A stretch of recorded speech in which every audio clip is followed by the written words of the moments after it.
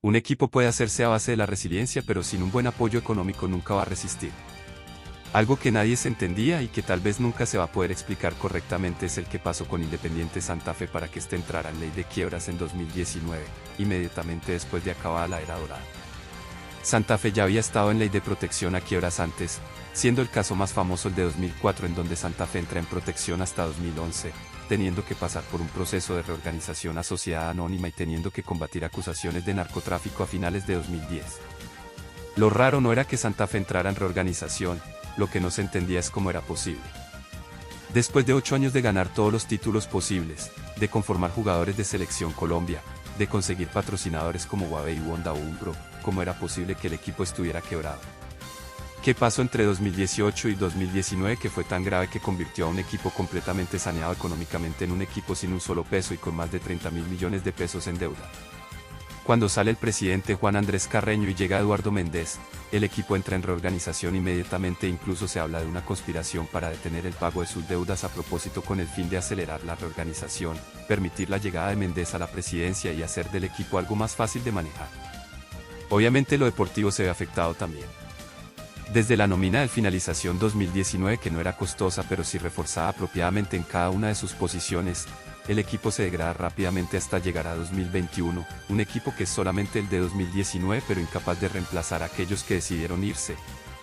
Es la misma rutina cada mercado de fichajes, salen 15 jugadores mediocres, entran 15 jugadores mediocres, aunque entre todo ese negocio, llega la gema. El 20 de diciembre de 2021, regresa al equipo ningún otro que Wilson David Morelo, el supergoleador de la era dorada y una de las personas con más identidad y amor por la camiseta de Independiente Santa Fe. Era un equipo sin mucho, prácticamente nada, pero la sola presencia de Morelo era una presencia de liderazgo, de jerarquía, de alguien que trata de hacer las cosas bien. Para 2022 ya eran 6 años desde el último título de Liga de Santa Fe. Una cantidad mínima teniendo en cuenta que antes se habían tenido que esperar 37, pero la idea no era esperar 37, ni 10, ni nada. Santa Fe se había convertido en un equipo muy grande, había renacido después de años de decadencia y era el colmo de que ahora, después de tanta riqueza, hubiera una supuesta pobreza.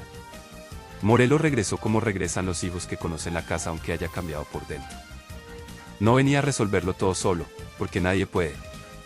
Pero su sola presencia reordenaba el ánimo. Recordaba a todos que Santa Fe no era un club cualquiera. Recordaba lo que significaba ponerse esa camiseta. Recordaba que todavía existía una línea de continuidad entre la gloria reciente y la pobreza presente. Los primeros 3 partidos son decentes. Victoria por 3-0 ante Águilas Doradas y 2 empates ante Cortuluá y La Equidad.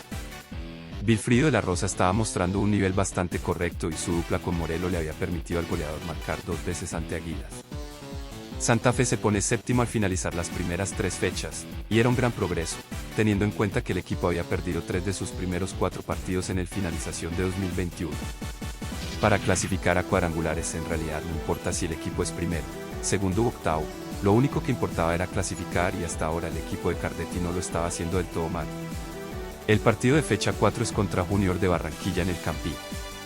Y por cosas de la vida, va a ser un partido muy especial.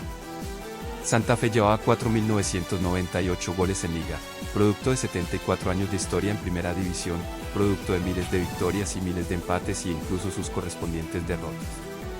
Una victoria sencilla llevaría a Santa Fe a los 5.000 goles, y con ello marcaría una huella indeleble en la historia del fútbol colombiano, convirtiéndose en el tercero en llegar a esta marca después de Cali y Millonarios. Un equipo grande es un equipo grande, pero hasta el equipo más invencible y más dominante lucha por ser eterno. El estadio sabía que algo estaba cerca. Los hinchas lo sabían. Los jugadores también. Y ese tipo de expectativa cambia el aire. Los pases pesan un poco más. Los remates se sienten más cargados. Cada aproximación al arco parece venir con un eco más grande del habitual. Porque cuando un equipo está a punto de tocar una cifra histórica, el fútbol deja de ser solamente fútbol por unos minutos y se convierte en memoria en vivo. 2 de febrero de 2022, Estadio El Campín de Bogotá. El 2 del 22, Santa Fe tiene que hacer 2 goles. Era un escenario perfecto pero a la vez imperfecto. Era un miércoles a las 8 de la noche, horario inadecuado para un partido tan importante. Ni Junior ni Santa Fe habían tenido buenos resultados últimamente, teniendo que conformarse con una Superliga cada uno. Pero el arte florece en la crisis, es algo que siempre ha sucedido. Ya faltaban unos pocos meses para que se declarara acabada la pandemia de COVID en Colombia, y empezaban a regresar los grandes públicos a los estadios. Arranca el partido y el Junior está completamente dispuesto a hacer incómoda la celebración. El primer movimiento del partido es de hecho un remate de Junior provocado por un error en defensa de la Roca Sánchez. Después del susto, Santa Fe lo intenta un par de veces mediante Morelo, pero se va desviado al principio. Termina el primer tiempo bajo una incomodidad espesa. El gol no solamente no llega sino que se ve más plausible incluso una derrota. Pero nuevamente, el arte florece en la crisis. Minuto 54, un ataque mal hecho de Junior termina con la bola en los pies de la Roca Sánchez. Sánchez para Julián Anchico, Anchico filtra para Sebastián Pedrosa y este inmediatamente sirve para Wilfrido de la Rosa. Es 1-0, 4.999 goles. Uno más, y no se jode más. Pero al mismo tiempo que el ataque florece y que la velocidad del mediocampo sube, la defensa se enreda en su propia incompetencia. Minuto 68, el Pepe Ortiz hace un pase al medio terrible, cae para Edwin Cetré, que solo tiene que pasar para que Inestrosa ponga el empate 1-1 y deje a todos los presentes agarrándose la cabeza en señal de confusión y rabia. Es una estupidez, y puede que esta estupidez apañe la fiesta. Santa Fe inmediatamente trata de responder con un remate del ignoto Coniglio, pero tapa al legendario arquero Viera ya en sus últimos meses de carrera. Lo intenta Morelo pero está muy bien marcado como para atacar cómodo. Faltan 10 minutos para el final y parece que todo se va a quedar así. Hasta el minuto 81. El fútbol es un deporte popular no solo por lo accesible que es sino por las historias que llega a generar. Lo alegre se puede volver triste, existen héroes y villanos, existen memorias y anécdotas y mil cosas más. Los atacantes están completamente oprimidos, entonces ¿quién mejor para salvar el día que aquel que amenazó con arruinar? Jailer Boez pasa al Pepe Ortiz, a mitad de cancha, muy lejos de la portería incluso muy lejos como para cobrar un centro. Es ahí entonces que solo queda una cosa por hacer. Redimirse. A unos 30, tal vez 35 metros de distancia, José Ortiz, que no sería recordado por ninguna otra cosa, pasa a ser parte de la historia eterna de Independiente Santa Fe.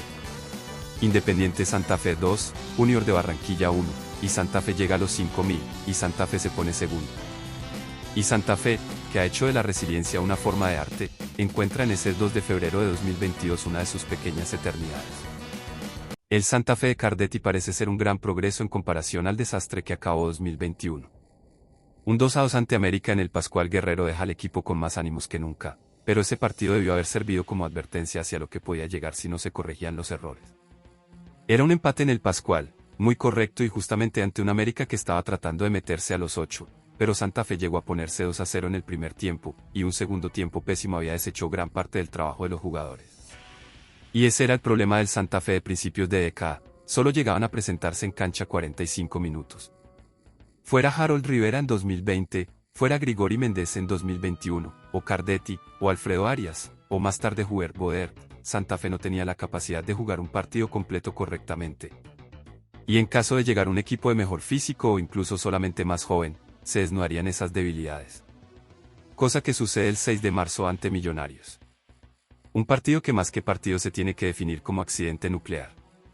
Todo lo que podía salir mal sale mal. El primer tiempo se juega decente, pero un gol de Larry Vázquez a los 40 minutos destruye esa frágil estabilidad que tenía Santa Fe.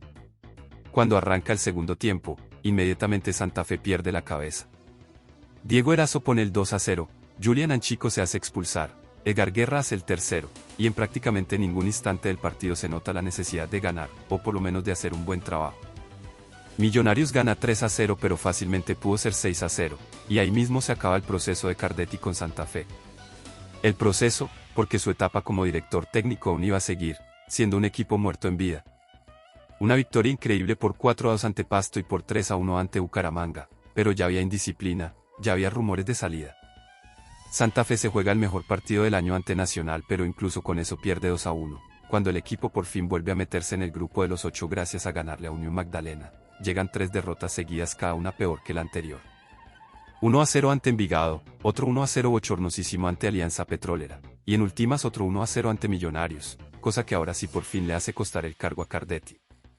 Cardetti debió haber salido inmediatamente después del 3-0 en la fecha 10. Una derrota inclemente no hace más que romper el camerino y el hecho de que a Cardetti se le permitiera continuar solamente empeoró las cosas. Algo similar sucedería años después en 2025, Cuando Peirano es despedido después de quedar eliminado ante Iquique en Copa Libertadores y su reemplazo Baba lleva al equipo al 10º título, hay momentos en donde se tiene que tomar una decisión salvadora, una que ponga al equipo a sobrevivir. Queda Grigori Méndez nuevamente como técnico interino, y este debuta inmediatamente con un 4-0 increíble ante Jaguares, cosa que deja al equipo noveno justo antes del final del todos contra todos. Una victoria ante Once Caldas dejaría al equipo octavo con 29 puntos, cualquier otro resultado terminaría en eliminación. Entre todo este aire de decepción y furia, estaba Wilson Morelo, con 8 goles a pesar de tener ya 35 años, con un equipo que no le servía, y tal vez el único que tenía la idea de hacer las cosas bien. Eso también es parte de las campañas de Santa Fe, cuando el resto se desordena, siempre queda alguien que insiste en hacer las cosas bien. A veces no alcanza para salvarlo todo, pero alcanza para evitar que el club se rinda del todo. 14 de mayo de 2022, Estadio Palo Grande de Manizales. Ya está, nada que hacer. O se gana o se muere. Lo peor no era la situación sino quienes eran partícipes de ella. Estaban en cancha 4 de la era dorada. Estaban Julián Anchico, Wilson Morelo, Francisco Mesa y Leandro Castellanos. Todos habían sido campeones de Copa Sudamericana, todos tenían 3 ligas en su palmares, todos tenían 3 o hasta 4 superligas, y ahora tenían que defender el legado de Omar Pérez, evitar que todo lo construido la década pasada se borrara en el olvido. Santa Fe no había clasificado en todos los torneos de la era dorada, quedándose afuera en el finalización de 2012, el Apertura de 2015 y el Apertura de 2017, pero habían grandes diferencias. El equipo de 2012 ya había salido campeón después de 37 años, y tomó prácticamente todo el finalización como una gran juerga y fiesta para celebrar el fin de la pesadilla. Los equipos de 2015 y 2017 tenían compromisos de Copa Libertadores y Copa Colombia, y tenían que decidirse a qué torneo priorizar. Nada de eso pasaba con este equipo de 2022, que no tenía que jugar ni Copa Libertadores ni Sudamericana ni Copa Colombia ni nada, solamente se había enredado con su propia incompetencia. Eso sin contar el hecho de que los jugadores de la era dorada ya estaban jugando varios su última campaña. Anchico tenía 38, también Castellanos con 38, Morelo con 35 y Mesa, que era el más joven, con 31, venía de una lesión horrible que lo había dejado fuera de las canchas 8 meses. Por respeto a lo que hicieron en Santa Fe, uno los llama veteranos, experimentados, legendarios, otros equipos los llamarían vetustos. Quedaba solo la esperanza del recuerdo. El finalización de 2016 también tenía a Santa Fe jugándose la clasificación ante Once Caldas en Palo Grande. Santa Fe ganaría 1-0 y pasaría de ronda para más tarde consagrarse campeón. Pero incluso ese Santa Fe, sin delanteros, tenía al legendario Gustavo Costas, que dirigía al equipo y lo llevaría no solo al título sino a 22 fechas de invicto. Eso fue algo que se le recriminó mucho al presidente Méndez durante principios de la década, su tacañez a la hora de contratar técnicos, tal vez la pieza más importante para un equipo. Cuando arranca el partido a las 6 de la tarde, es un desastre, pero un desastre para ambos lados. Once Caldas también estaba desesperado, en crisis, solo. El ex santafereño Torijano pone el 1-0 para el equipo blanco y literalmente cae la noche al mismo tiempo. No se puede creer lo que está sucediendo, todos estos legendarios están jugando uno de los peores partidos de su carrera. Hasta que llega el minuto 70. En esos últimos 20 minutos, Santa Fe es el de la Copa Sudamericana, el de los 22 partidos de invicto, el que ganó en Montevideo, en Santiago y Buenos Aires. Vilfrido de la Rosa había empezado muy bien el campeonato, pero se había lesionado de la manera más absurda posible, una infección dental, algo sencillo pero que puede afectar el rendimiento de los jugadores por la forma tan curiosa como funciona el cuerpo humano. Cuando regresa de la lesión, es simplemente otra persona, lo mismo que pasó con Diego Valdés, con Ion Velázquez, con Kelvin Osorio, con José Aja, jugadores switch, que se prenden y apagan en un instante. Pero ahí, en esos últimos 20 minutos, De la Rosa sirve a Morelo igual que en enero y febrero, y lo hace 2 veces, y Morelo reacciona 2 veces. 2 goles en 5 minutos, Santa Fe lo ha dado vuelta y se ha puesto 2-1. Se está clasificando con 29 y más 5 de diferencia de gol, está logrando volver a sus raíces y luchar por el título. Pero al partido le quedan 20 minutos, y al ímpetu le quedan 20 segundos, y esos 20 segundos son, de Once Caldas. Minuto 77, centro para Juan David Pérez. Habían 2 defensas de Santa Fe marcando, el Pepe Ortiz y Pacho Mesa. Mesa llegó a ser un punto el mejor defensa de Sudamérica, allá en el cada vez más lejano 2015. Era un centro bastante peligroso pero en la medida controlable. Controlable para Ortiz. El que tenía que marcar era Ortiz. En cambio, Mesa trata de hacer una especie de chilena para despejar, con tan mala suerte y tan mal control que le pega en la punta del zapato, y lo que era un centro peligroso se convierte en una bola rápida que le cae justo a Juan David Pérez, que queda completamente solo para marcar el 2-2. Mesa prácticamente le había hecho una asistencia a Pérez, y cae un silencio y unas lágrimas ardientes en todos los jugadores y los pocos hinchas que se habían dado el viaje hasta Manizales. Once Caldas 2, Independiente Santa Fe 2. No hay insultos. No hay rabia. Solo silencio. Porque aquel empate no eliminaba únicamente a un equipo de los cuadrangulares. También cerraba definitivamente el último intento de una generación irrepetible. Los hombres que habían construido la época dorada ya no podían cargar solos con el peso del escudo. El tiempo, ese rival que nunca pierde, finalmente había empezado a alcanzarlos. Wilson Morelo terminaría el campeonato como goleador del equipo. Castellanos seguiría defendiendo el arco algún tiempo más.